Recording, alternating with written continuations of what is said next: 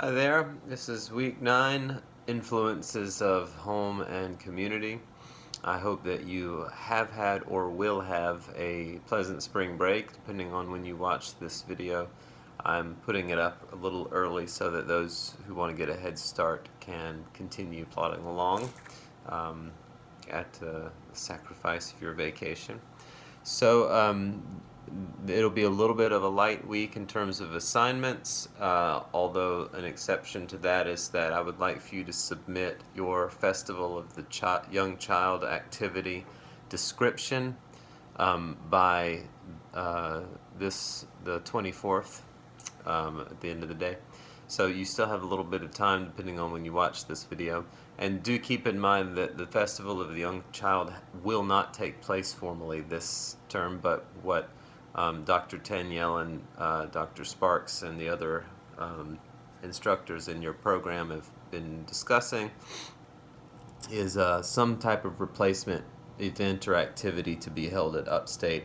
So I would still like for you to plan on leading some type of activity, and the description for that can be found in your syllabus. You can of course email me for any clarifications, but I would like for this not to be an individual project, but for you to have at least one other person working with you. And if you wanted to have a couple other people, then that would just lighten the load on each of you. But I do want everyone involved in some way in the actual facilitation of the activity.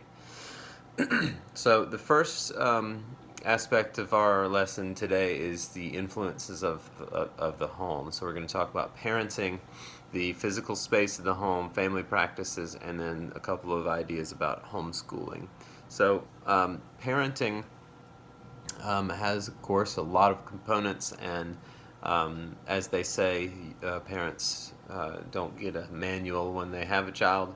But there are several things that we know about parenting that might benefit or detract from a child's development.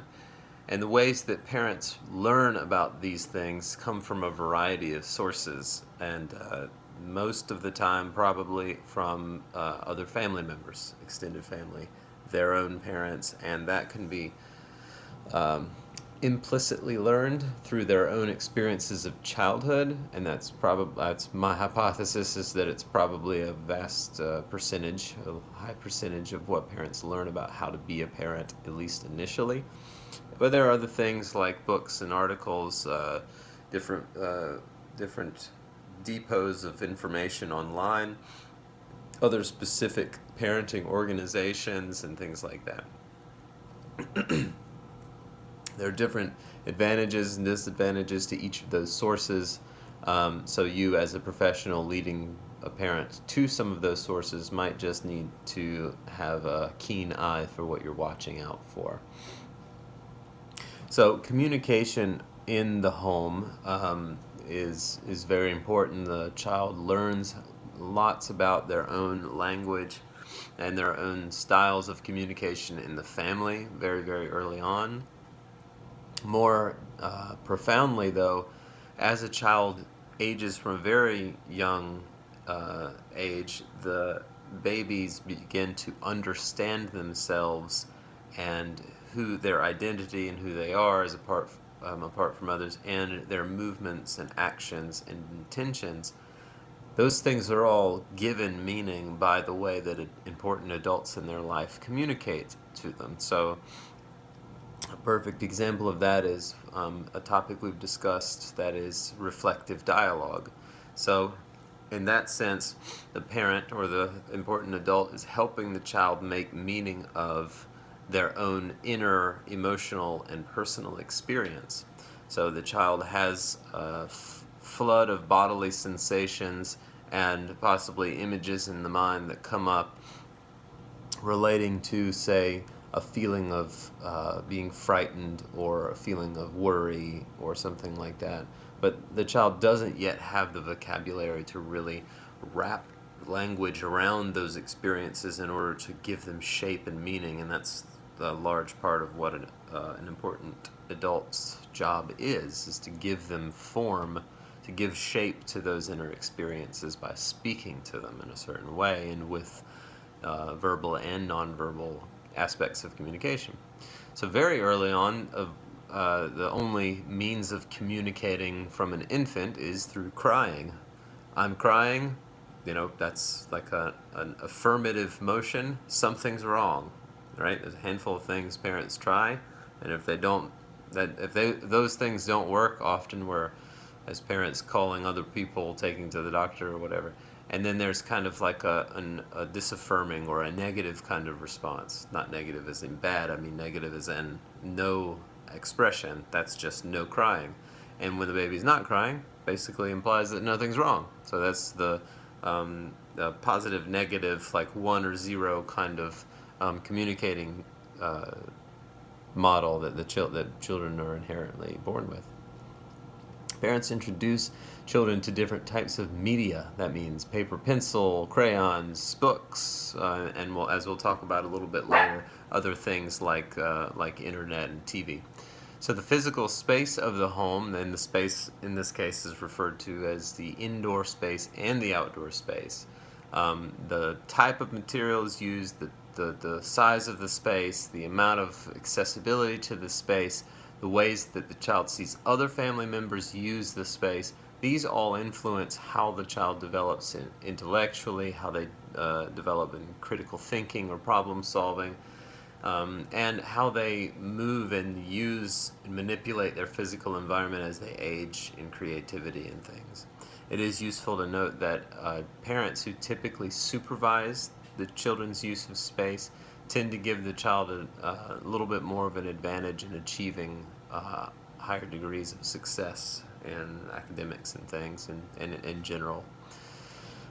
So it's also important to notice that, or to mention that, the more densely packed of people a home is, the higher likelihood of stress. And that means that the more people per square foot, say, right, that means that there's a lot more chances for difficulty and conflict and overall in stress.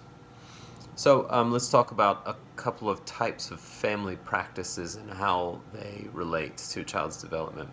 So children have their sort of basic skills of living, their place in the family, their sense of role or identity in the family, all reinforced by how adults and other family members interact with them in the home. And this also expands out to reinforce different ideas, beliefs, traditions, and things about the larger group that they feel a part of. Different routines as well have a lasting impact on how children see themselves in the world. That ranges from bedtime routines to how food is prepared, how food is consumed, things like that. And in addition to the broadening out of their sense of identity in a larger group, cultural heritage is often very much a part of the shared narrative of the family. And you'll remember sharing a shared narrative is one of those 5 components of secure attachment. To have some sort of container, cultural container, within which one is embedded is something that tends to help a child lead a child into secure attachment. Different ways that children show interest, is responded to by the adults in different ways, and that can cultivate interest in activity and skill, and it can also kind of dampen down potential interest in skill.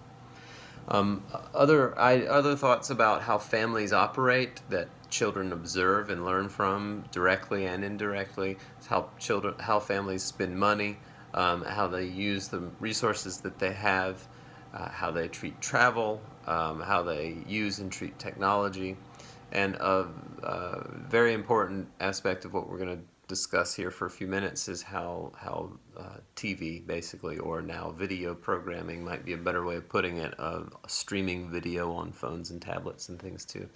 It's useful to notice that as of the publication of the book we're using, over half of 2-year-olds watch about 2 hours of TV or videos a day.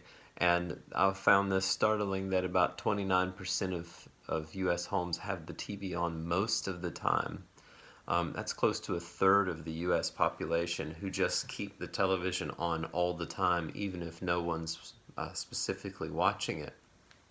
And you got to think that there's a lot that is voiced on television, and it's constant. There's no or very little slivers of blank, silent, space on TV. So there's constant stimulation in the home, coming from outside of the home, and not always monitored. Very rarely monitored if it's on all the time. Internet, of course, this overlaps with video programming. In your Family Schools Communities book on page 223, I think there's a really good little list of things to be careful about with internet safety.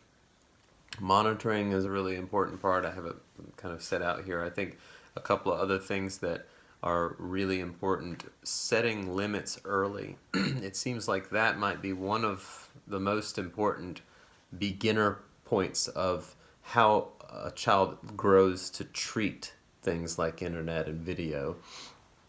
So it's very early conditioning or training, basically, that if the child comes to expect from a very early age that there is actually a time to turn things off, or that there's an actual duration of time within which that TV or videos or electronics are only on or only used for those types of purposes, then it makes it much easier to reinforce it later in life. It's very, very hard to go back and say, no, this is getting out of hand, we're taking screens for a while, or we're starting to limit screens.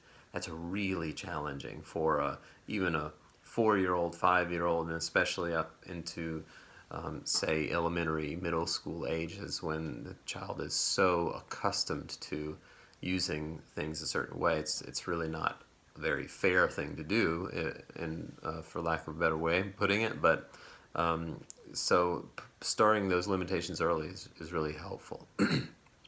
There's also a lot of influences by other extended family, either extended family who have custody or maybe are fairly nearby. Sometimes they're distant and disengaged. Sometimes they're distant and can maintain a pretty solid connection. But there's a wide web of family influence. So let's talk for a minute about homeschooling. Homeschooling is at times a somewhat controversial thing to debate. It does enter into debate.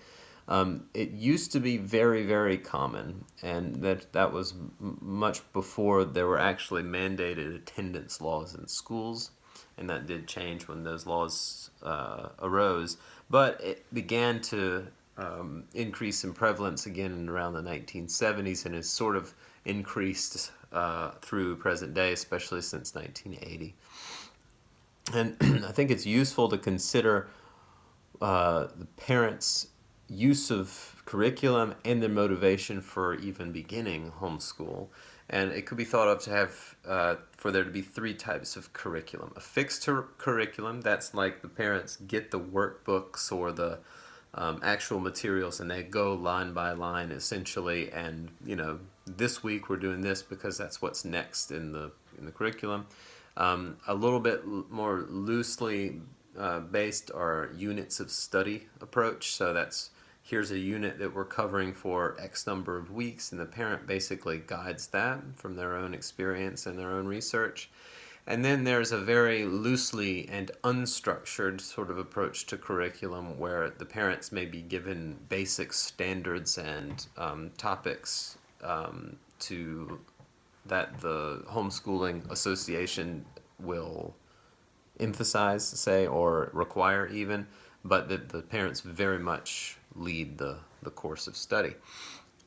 And it might be considered that there's at least 2 different types of attitudes about homeschooling. One might be considered the ideologue, which is basically that the parent decides that they disagree with the types of values that are being presented by schools and the teachers within them. And so it's almost a moral claim to pull the child away from school, public school or any other schools, because they feel that they're not being morally led in the correct direction. On the other hand, pedagogues might be the types of parents who believe that they actually can give a higher quality education to their children in home rather than sending them to schools. And there's a very, very motley blend of criticism and success in regards to homeschool. Research isn't quite clear right at the moment, from my understanding, of whether it's can be said to be a positive thing or not. There are just so many contingencies, so many variables that make homeschool work or not, and it seems to be based largely on the parents, their approach, their abilities, their attitudes, and the child's disposition, even, and how socialization is brought in. There's lots of things, so it's very much an unsettled topic, we'll say. So let's turn topics here for a minute to influences from the community. We're going to try to mirror the influences on the home of discussing physical environment and also the social environment, emotional environments, and also influences on other things like media-based communities, which is quite a bit different than person to person, and then the ways that that communities can interact with families and schools. So depending on the location, the local culture, the way that the place is physically set up, and things like that, the children are really influenced in different ways. It's as an example, children who come from more affluent neighborhoods do tend to be more successful in schools. And it's possibly difficult to point to exactly why, although there are some reasonable things to assume, like there might be more availability of resources, there may be less stress, things like that. In terms of physical space, in general, children spend less time outdoors, just in our culturally and in general. But outdoor play does provide quite a lot of developmental opportunity for children. It can be a very constructive way of exploring environment. And the type of play involved is very wide open and exploratory, and that can be really, really helpful. That's a creative, fertile creative ground for a child to be able to enter into that in the community outdoors. And there have also been shown to be very positive benefits of observing nature firsthand, and the nature can be within any context, even the densest cities. There are avenues by which a person can observe nature, looking up at the sky, simple little bushes and things like that, bugs and animals, stuff like that, are all examples of witnessing firsthand natural phenomena. But of course, there's lots more to be seen, and there seems to be a connection between children who have a high opportunity of observing nature firsthand, not by video. That was what firsthand means. And a connection between that and different types of benefits in cognition and social interactions and things like that. Also, and interestingly, different things that are created or constructed or built in the community actually have an implicit kind of tie or representation of the people of the community. So a really good example and most straightforward example would be something like a statue or a painting in the community somewhere. I'm thinking of our downtown Spartanburg area. There's a few murals on walls, and there's a couple of person statue, like I think there's Albert Einstein on a bench somewhere down there. And so those image, and then the light bulbs, of course, you've seen light bulbs all around town. Those images or those structures have very much the fingerprints of people in the community on them.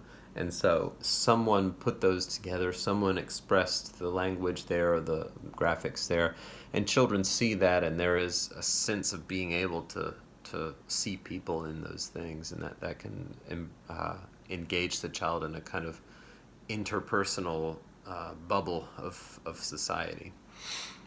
Okay, so, and kind of carrying along with that, the actual environment of social and emotional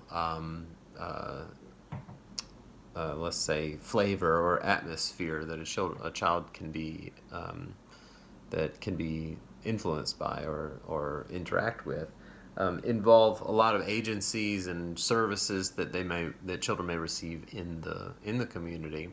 And so if they're plugged into some of those things, there can be a wider sense of who I am in this community. It kind of extends out the shared sense of narrative from just the family's perspective to be broad enough and put into the emotional environment of the community.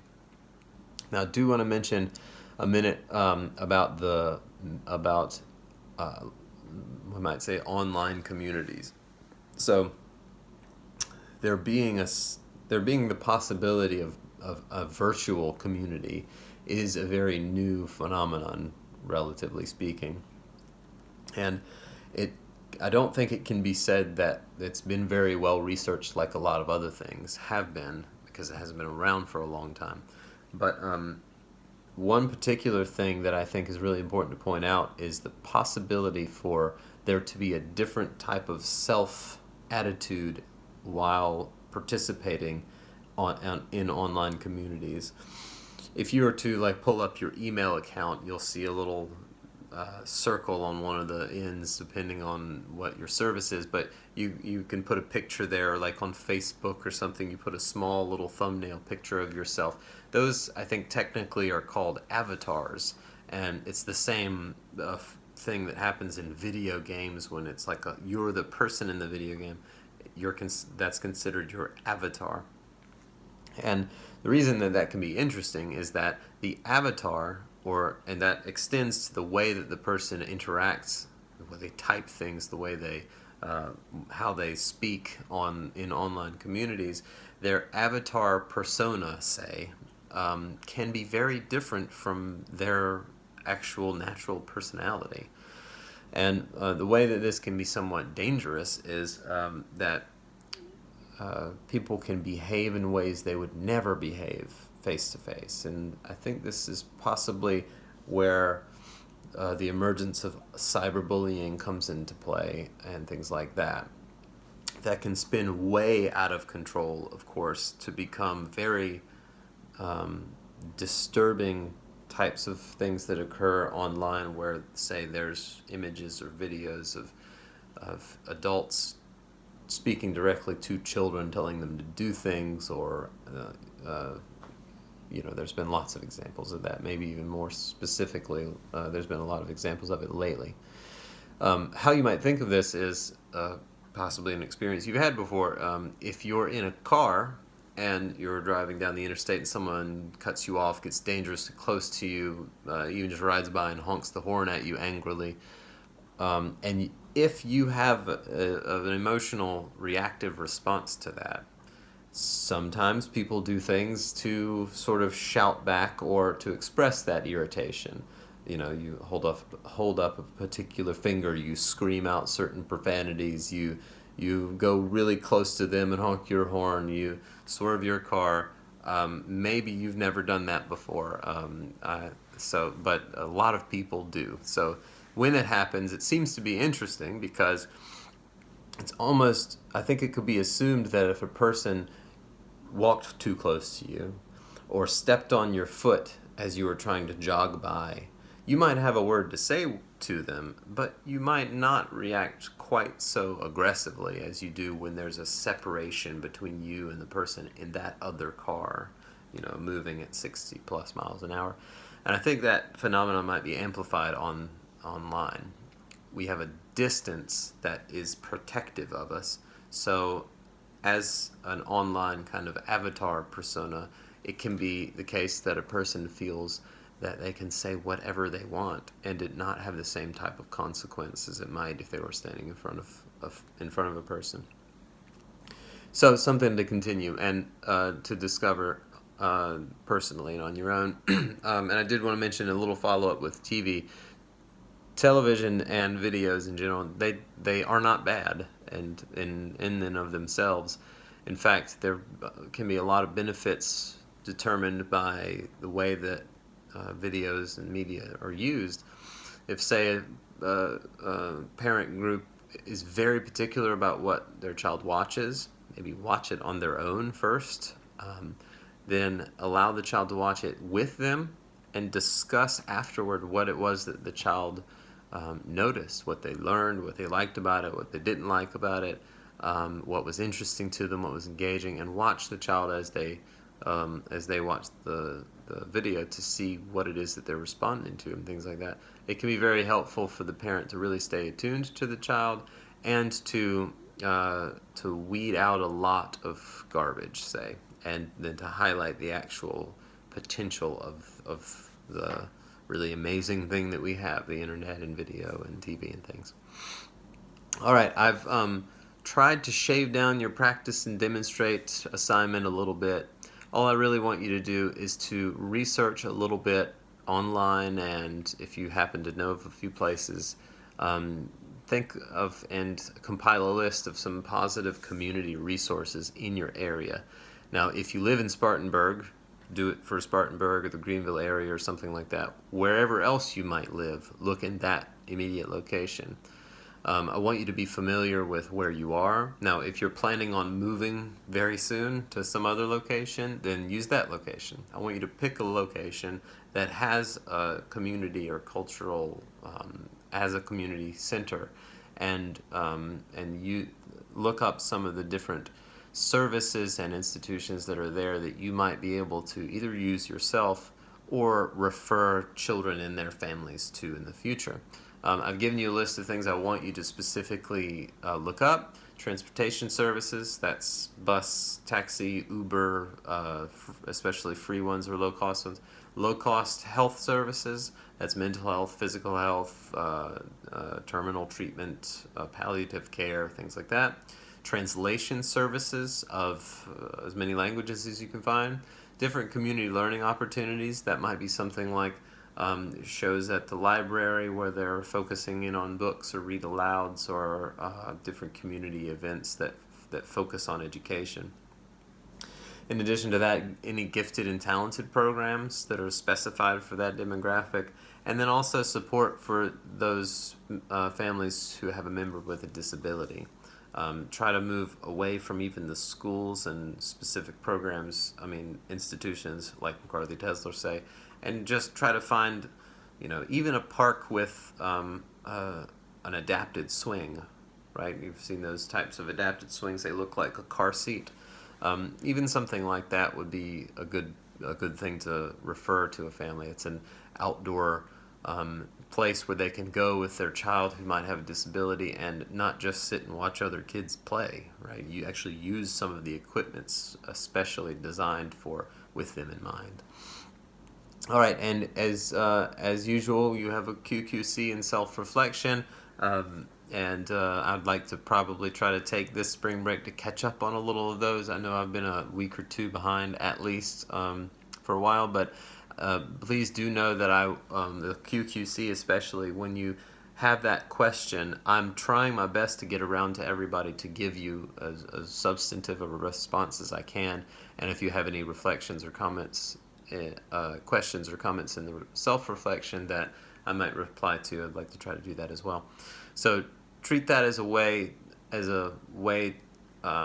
avenue to get extra information that you're not quite clear about, say. All right, so have a pleasant spring break, or like I said, I hope you already have had a pleasant spring break if you're coming back to this video afterward. And I hope you're well rested or planning to get some rest, and feel free to, of course, reach out to me at any time if you need to. And don't forget your Festival of the Young Child activity. Again, not for the Festival of the Young Child, but read up on your syllabus for the specific requirements that I'm asking you to fulfill for that, and email or call for any clarification. All right, have a good one.